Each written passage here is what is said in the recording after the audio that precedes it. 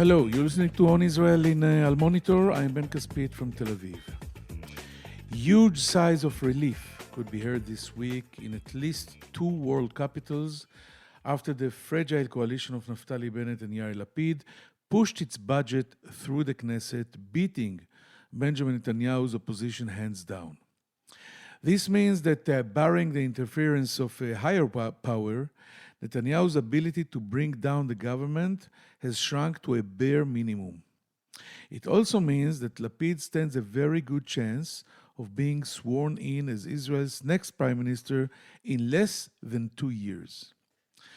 The sense of satisfaction in Jerusalem with the government's success in clearing the most significant obstacle to its survival was almost matched in Washington, where the threat of Benjamin Netanyahu's return is second only to the threat from Beijing.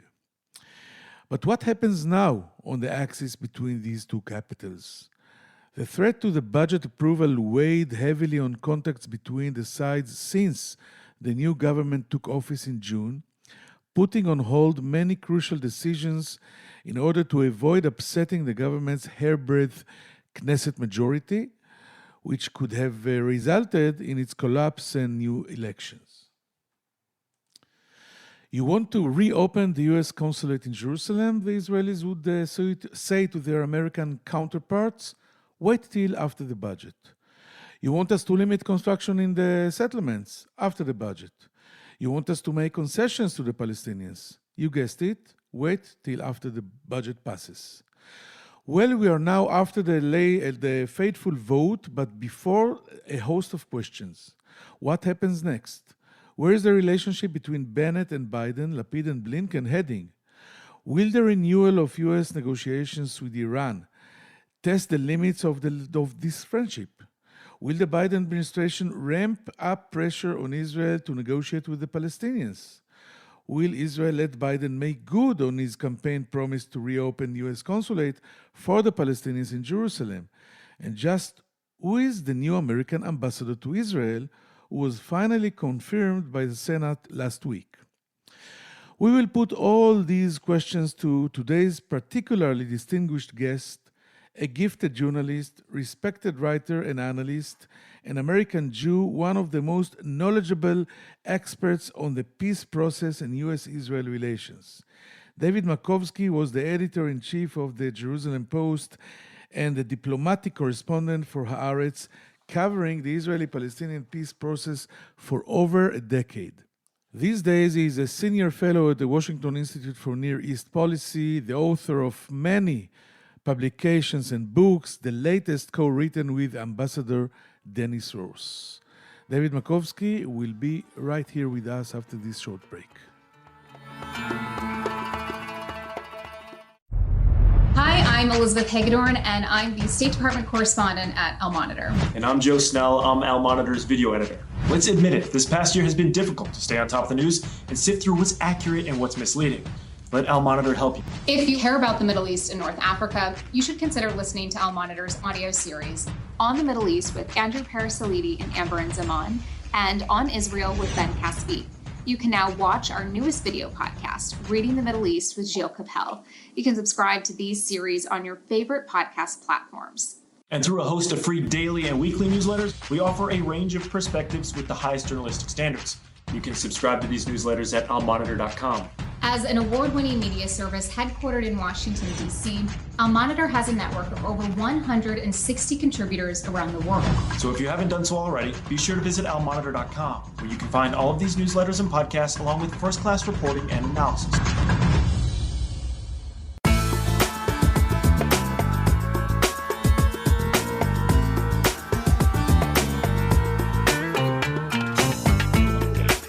Now I'm very happy to say hello and welcome my friend and colleague, David Makovsky. Hi, David. How are you doing? Ben, good to be with you. Thank you. And let's start. You're familiar with the expression after the holidays. In Hebrew, it's acharei hagim. Everything of any importance in Israel always put off until after the Jewish holidays in September, October. Now we are finally after the holidays. And more importantly, after the budget. Do you see things changing between Washington and Jerusalem? Is the Biden administration expected to ramp up pressure on the Bennett-Lapid government now that their coalition is more stable? Can you give me an overview of the situation before we get down to specifics? Okay, I just say in the big picture is you have a situation that both the president and the prime minister have an understanding to try to maintain a public sense of harmony and avoid kind of washing dirty laundry in public. There's an understanding that this did not help either side during the last Democratic administration. And there's, I think, a visceral sense of this president and of this prime minister that if there's disagreements, keep it private. And I think that's been the approach. The US, this administration clearly is rooting for the success of this government, but it is going to be a bit concerned that that now that there is a budget, maybe that there's certain moves it could take that it couldn't take otherwise. We could talk about specifics. Yes, my first specific question exactly here is the Jerusalem consulate issue. Yeah. How important is it to the president, in your opinion, David Makovsky? How much longer can Israel keep putting off its decision, or can we expect a compromise of some sort? Let's say you're a Bennett or Lapid. How would you fix this mess? Look, you raise an important point. There's no doubt that there are people in this administration that keep saying to their Israeli counterparts in the Bennett government, the president campaigned on this issue. The administration is what we call dug in. And the Israelis are dug in, saying the same things that they've been saying throughout, saying this is a political wedge issue that would be used by Netanyahu to come back to power. And if he comes back, you'll get him, but you won't get the consulate. So this is kind of, in essence, been the dug-in positions. What I'm trying to find out is there a compromise? And, you know, dealing with Arab-Israeli negotiations, as long as I have, and Ben, you know this very well, you know, you're always looking for the interim agreement, as they call in Hebrew, the Hesder Beinayim. And could there be some move of the consulate, but it would be designed to be a first phase for something else? I don't know. Right now, everyone's dug in. And I think the administration has been, on one hand, happy with the Bennett government on all its economic measures towards the Palestinians. And that has been, I think they feel it's a breath of fresh air compared to the past, where everything was a quid pro quo. What do we in the Netanyahu get for this basic concession? And that is not the approach under Gantz and Kogat, what they call the Mita'im Pulot in Hebrew. Yes. So I think there's a new spirit that's good. I think what hurt it, frankly, was the settlement move announcements where yes, this is actually my next question. Right, David, over the period. One second. I want to separate it. So you say in the consulate issue interim agreement, and I guess Bennett will hope that the interim agreement reminds us of the Oslo agreements, so it will end up the same way. But now I did say I'm saying this just on my own. I'm not saying that's that's the view at all. I think if anything, both sides are dug in, and I think the pragmatism of the administration is, let's not hold up one issue for all the other issues. It's interesting that both sides, Ben, are like using domestic politics and saying, you know, on the American side, we campaigned on this issue. The president campaigned on this issue. On the Israeli side, it's Bibi will use the issue against us. So it's interesting how both look at the political dynamics of this issue in domestic terms.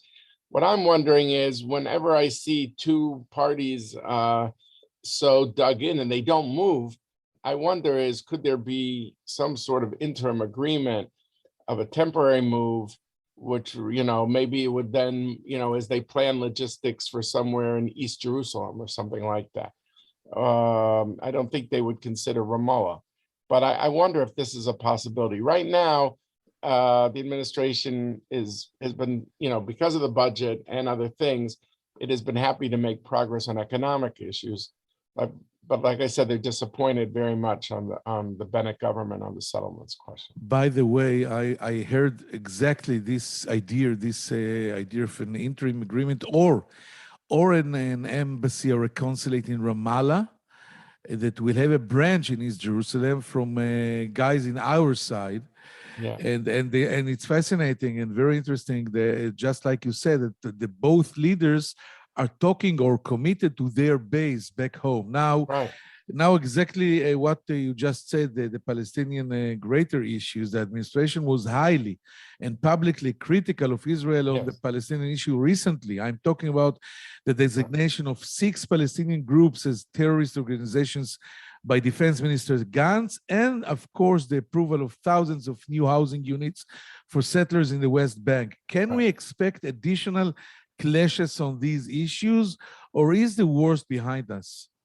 Look, let's separate the issues. On the NGO issue, I think Israel sent someone over here to Washington who really brought the goods, the saying, hey, this is not people that are just holding hands around the campfire. This includes some very bad actors. I think although the Israeli media hasn't picked up on it, I think the US was notified, certain parts of the US government, but parts of the US government were not notified. And so I think there was a little that created its own complexity. So I would put that issue aside. On the settlements issue, I think the Bennett government is playing with fire. I mean, the way it looked to me as someone who tries to always find the nexus point between policy and politics is that Bennett wants to tell people like Ayelet Shaked and Zev Elkin and maybe Gideon Sa'ar, I know it's important for you to tell your constituencies that you could have a right-wing ideology and not be part of a Bibi government. Now, it just so happened to come on the eve of the budget when he needs every vote. But I think here, the idea of settlements outside the fence, outside the barrier, I think it is viewed as a slap in the face. I mean, this could be used by progressives in the administration and outside it that says, Mr. Biden, we know you love Israel. We know you love Israel. You don't want any public disagreement with Israel, but look at what they're doing. So, I mean, the question is if settlement moves like this plays into the hands of critics who want to say you're not getting enough, Mr. President, for being Mr. Nice Guy with the Israelis. And I think that's something that Israel needs to take into account. I must say, when I saw the number of 51-49, I thought it was such a mathematical, political number that I almost wondered. I don't want to suspect the housing minister, Mr. Elkin, but it's almost as if he wants to make a point. It was just a little too convenient that the number was like this. Some of these housing units were taken out in August before the Bennett visit and now have been reinserted and even more. So, I mean, people know this here. There's a whole group that follows it. I would say they follow it here closer than they follow it in Israel, often in the cabinet, from what I hear from certain cabinet ministers.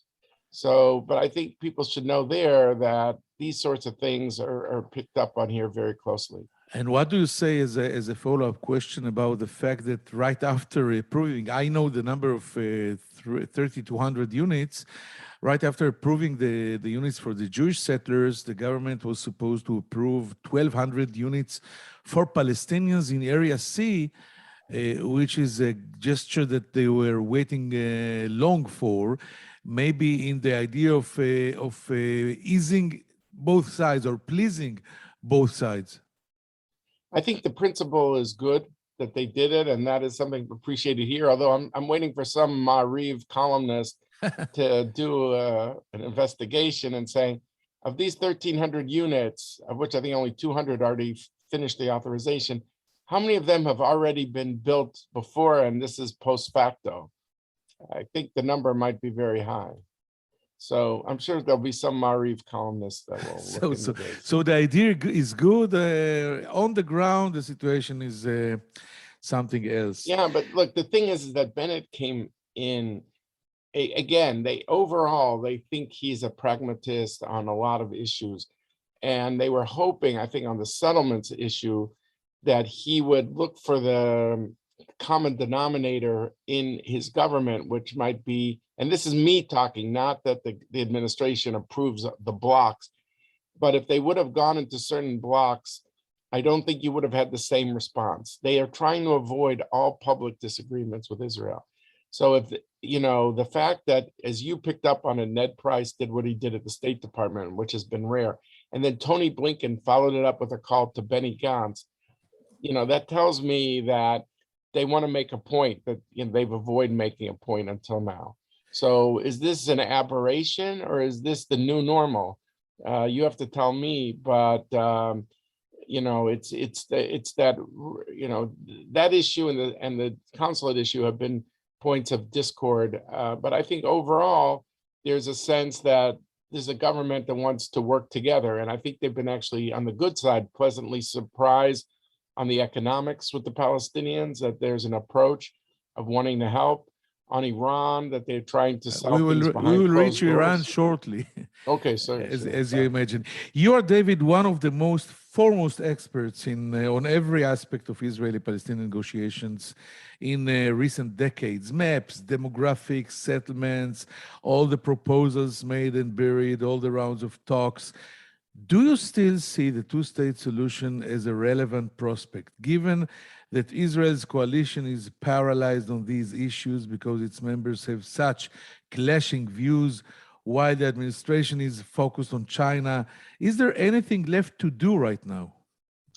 Well, there is a lot left to do. First of all, I've had 8 or 9 conversations. I'm not saying anything that the Naftali Bennett has not said publicly, where he said, look, let's start with areas A and B. We're not going to annex it, he told me.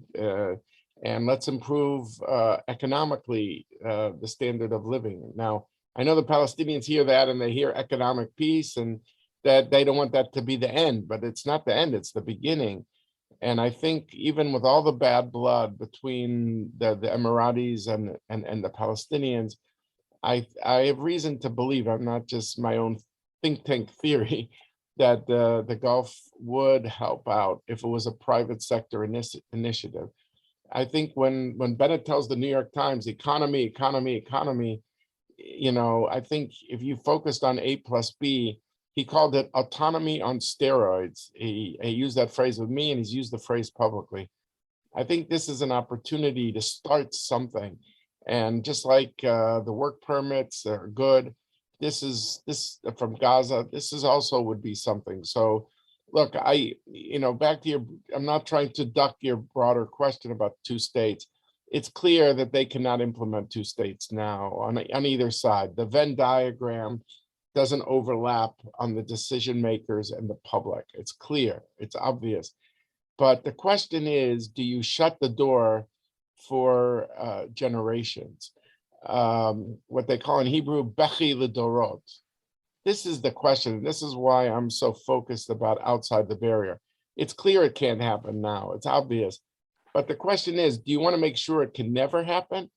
I think otherwise, if it keeps going like this, it'll be a slide to a 1 state. And I'm very worried that the 1 state is going to lose a lot of the support in the American Jewish community, for example. Maybe not the Orthodox, maybe not the AIPAC supporters. But once you get beyond these groups, it's going to have a huge impact. As you know, Ben, you follow America very closely, I know. There's some generational changes.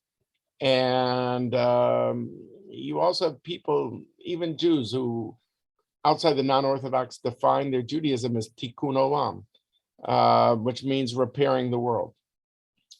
So if there is no chance for generations and you're shutting the door to that, even an option, it's going to lose people here. And you have to keep that in mind. No one wants Israel to take security risks that are reckless or anything like that.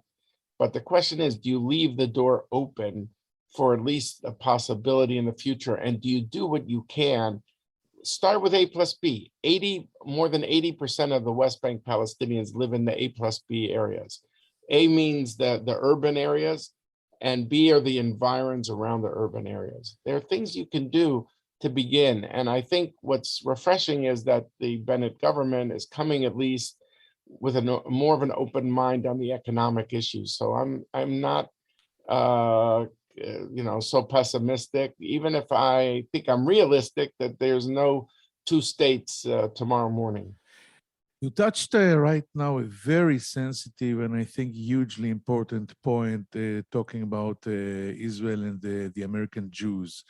And of course, not talking about Orthodox, we will always support Israel in any case. Do you think this process that you just touched briefly of a young generation getting more far from Israel, not so close? We hardly have Holocaust survivors between us anymore. Do you see this process reversible? Talking about Israel that is getting all the time more conservative, more religious, less liberal. You touch on a really big problem. I mean, I know Israel's making, heroic efforts, and the diasporas too, with Birthright. Hundreds of thousands of young people visited.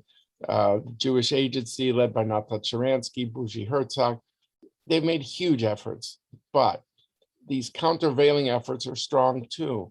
The more foreign policy is reframed, let's say, in America by certain segments as basically human rights, and through that prism, the more people are gonna, ask questions. Now, Israel has answers that it's gonna give, but there's no doubt that this generational shift, and you pointed out, the fewer people remember the Holocaust, the fewer people remember the 67 war. This has an impact. And the more that certain people define their Judaism as tikkun olam, I think you take it all together, and it's concerning. And look, Israel's got a great story with all it's doing in Africa and in other parts of the developing world, and high tech, solar, all sorts of areas that are very exciting. And Israel's got now the Arab world opening up to it in the Gulf and parts of the Gulf, I should say. Also very exciting. It's not all negative at all, but this will have, I worry, an accumulative effect that we say in English is corrosive. And that's what I'm concerned about. So, I think you've got to be aware of that and take that into account. I want to repeat, nobody in America wants Israel to take a security risk that will put itself in danger. But I think between that and the status quo, there's a lot that could be done. But I just think the Israelis are sick of the Palestinian issue, and they don't want to hear about it anymore. But that just because they don't want to hear about it, it doesn't make it less important. That's, I guess, the point I'd like to make. And what happened during the Trump administration, that we started to believe that not only Israelis are sick and tired of the Palestinian issue, but the rest of the world as well. And now reality changes, and I share exactly what you just said and your feelings. And talking about... By the way, we have a mutual admiration society, because I read your columns and I always find myself nodding my head. I said, this is very sensible. And I, of course, follow everything you do. And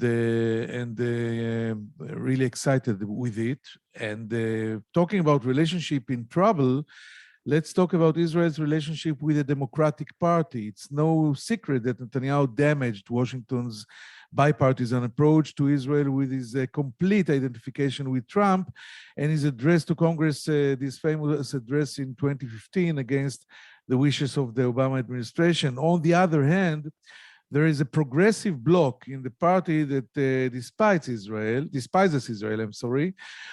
with or without Netanyahu. How committed is Biden to this bloc? To what extent can the Democrat support of Israel be restored to its level a decade ago? And what would you advise the Bennett-Lapid government to do for this to happen? That's a great question, a series of questions. Look, I think what's missing in the analysis in Israel is the different circles. I think there's a core group of a small minority led by, let's say, AOC and some others, Ilhan Omar and some of them, that fundamentally see Israel as an illegitimate state. And it's not about criticizing this policy here or there, as President Mubarak used to say, but it's about viewing it as a fundamental illegitimate state. It's very few people. It's 9 people, let's say, in the House of Representatives at most. Then there's a softer group where we see erosion. And so I don't think all the progressives are the same. I want to say that. But, if you're a planner in Israel, you got to think, okay, this is where the group is snapshot 2021. Now, where's that snapshot, let's say 2028, 2 election cycles from now? You have to assume that erosion could continue. There's a soft left, so to speak. And then there's the centrist Democrats led by Biden himself. I put Tony Blinken, Jake Sullivan, key congressmen, senators, and I still think they carry the day. Biden's commitment to Israel is emotional. It's goes very deep. He believes the world owes the Jews a state since the Holocaust. It's very deep with him. I've heard him tell the story, I feel like 100 times, about Golda Meir when he, there's no Israeli left who could talk about that. I spoke to Golda Meir. Biden could do it, but no Israeli could do it. Yes. But, he tells the story of before the 73 war. I think it was his first trip abroad, and his wife was just killed and his son in a car crash. And she kind of painted a very scary briefing that there could be a war. This is 1973, and there was a war. And he apparently asked her, so how do you sleep at night, Madam Prime Minister? And he tells the story. She said to him, Senator, we have a secret weapon. He said, can you tell me the secret weapon? She said, Senator, I'll tell you the secret weapon. And he goes, and it is? He goes, we have nowhere else to go, Senator. And he tells that story. When I've heard him tell it, you see he's internalized that story. So I think with him, it's very deep. And, and I think with one of the centrist Democrats, it's deep. And I would not write off all the progressive Democrats. But if I was, and don't forget that the progressive caucus among the Democrats is like 100 out of 220 plus members. It's big. Almost a half. Yeah, but that is not told in Israel often. But within that 100, there's different circles. There's some who are like what we would say in English, beyond the pale, I think, who just think Israel is illegitimate. But I just think you've got to think forward and say, okay, 5 years of status quo, 7 years, the 2 more cycles of presidential elections. Is it only going to be this number? You've got to think about erosion. And I think that's something where Israel needs to focus. And somehow this needs to be part of the debate, when, people keep saying they want to expand beyond the fence. Yes. So, we finally reached the most, I think, existential question, the ticking bomb, what we call Iran. Israel's position rejecting the return to the original version of the nuclear deal is well known. Unlike Netanyahu, Bennett has not declared war on the Democratic administration, but he has been strongly urging it to put a military option on the table should diplomacy fail. In other words, to get serious and act like a global power. The Americans, how should I put it, are not too keen. How do you see this playing out? No, it's a great question. I mean, look, Israel, Bennett famously came here in August and said, Plan B, Plan B, Plan B. You have to believe that the Pentagon has got a lot of Plan Bs. The question is, does Plan B ever become Plan A? Or do you wait for Vienna indefinitely? Is Iran saying they're going back to the table, but they're only announcing it because there's about to be a Board of Governors meeting of the IAEA, the International Atomic Energy Agency, and they want to check a box or avoid the sanctions at the Security Council. So is it just a tactic, or is it a strategy? Some say, oh no, Iran will cave in. There's been 100% inflation, unrest in 41 cities. We don't know, but I will say one thing. What is concerning me as an American and talking to Gulf diplomats, and I'm going to the Persian Gulf now, is I'm concerned that Iran doesn't fear America. They don't fear that if they hit, near American troops in Syria, that there could be a retaliation. They don't fear that they can enrich at 60% uranium and there's a response. They don't fear that there could be uranium metal being formed. These are thresholds, and Iran needs to know there's a price. And I'm not here advocating wars. I'm advocating a strong signal to Iran that they understand that every move they take, there's a counter move by the United States. And that, I think Biden has been so focused domestically on getting his budget passed and the like. It's interesting, both countries are in a budget cycle, but I'm concerned that Iran is getting the wrong message, and they have to fear the stick, and not just wait for more carrots. So not only talk softly, but also hold the stick.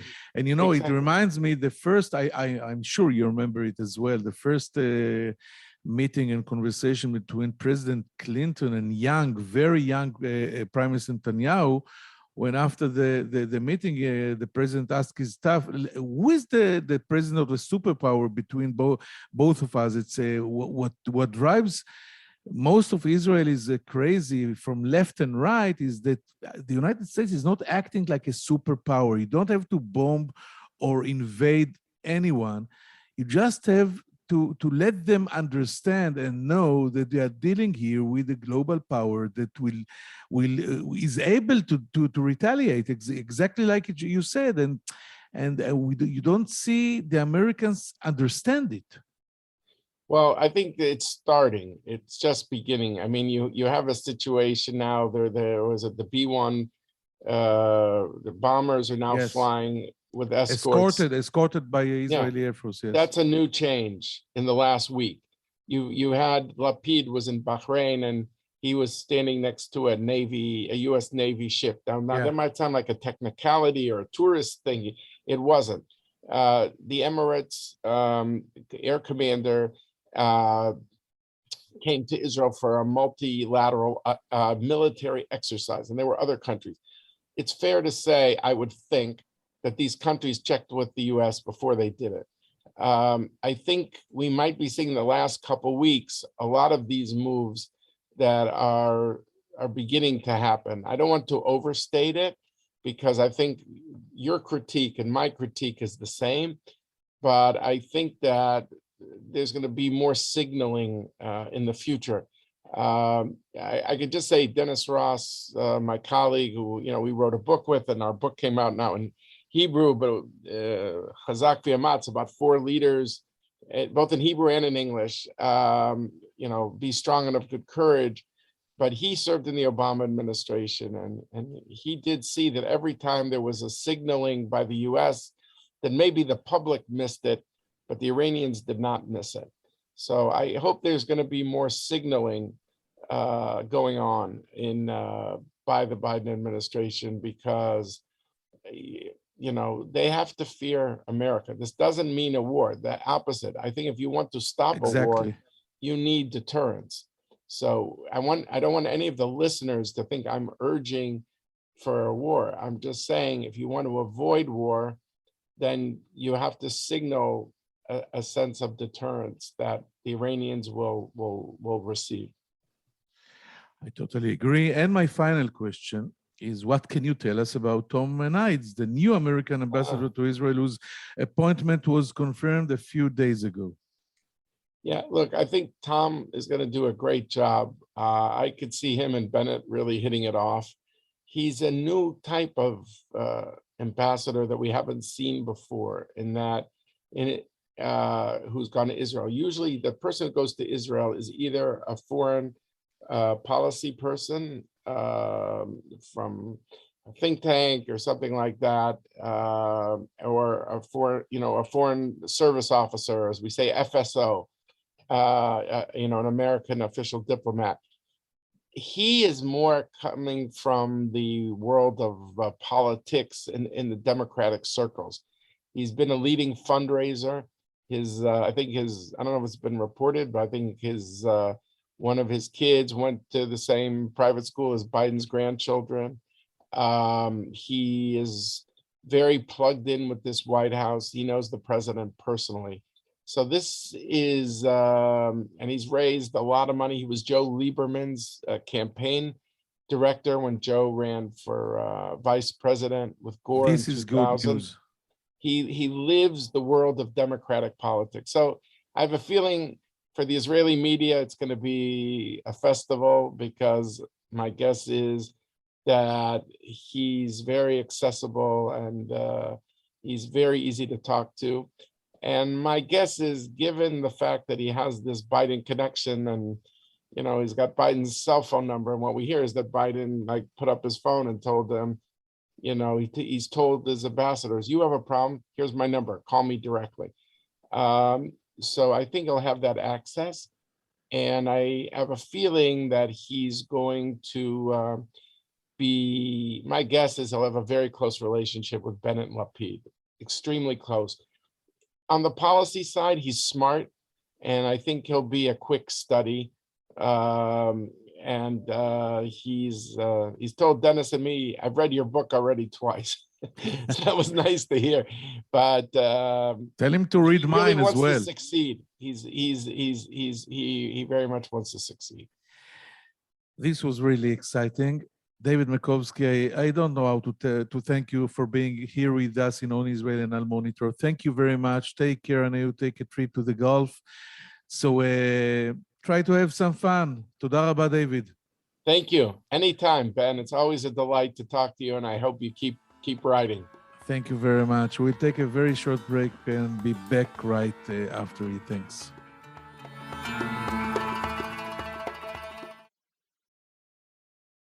Hello, I'm Gilles Kepel, professor at Sciences Po and Normal Sup in Paris, and author of a number of books and articles on the Middle East. Through my new podcast, Reading the Middle East, on the award-winning media service Al Monitor, we will take a deep dive into the trends in the region with the authors and thought leaders who are shaping how we think about the Middle East. Reading the Middle East will be a fantastic addition to Al Monitor's outstanding podcast lineup, including On the Middle East with Andrew Paraziliti and Amber Zaman, and On Israel with Ben Caspit. You can subscribe on your favorite listening platforms. We look forward to your joining our conversation.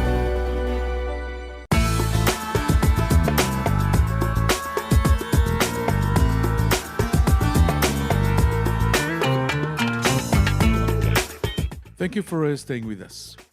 A few headlines from this ultra interesting conversation with with Professor David Makovsky, talking about the 3,200 housing units that were just approved by the Bennett-Lapid government in the West Bank. Makovsky said this is actually playing with fire by this government, especially those units that are outside the fence, the security fence, areas that actually they block or they interrupt the option of the two-state solution. Makovsky says, yes, there is no negotiation right now, no partner maybe, but you cannot ruin or block the future idea of the two-state solution. And this actually is like a slap on the face of the administration and playing to the hands of the many critiques that Israel has, especially within the Democratic Party. When I told him that Israel a few days later approved the 1,200 units for Palestinians in Areas C, he said it's a very good idea, but a few of these units were already approved, and that Israel has to remember that Area C is crucial, and the option to the two-state solution must left wide open.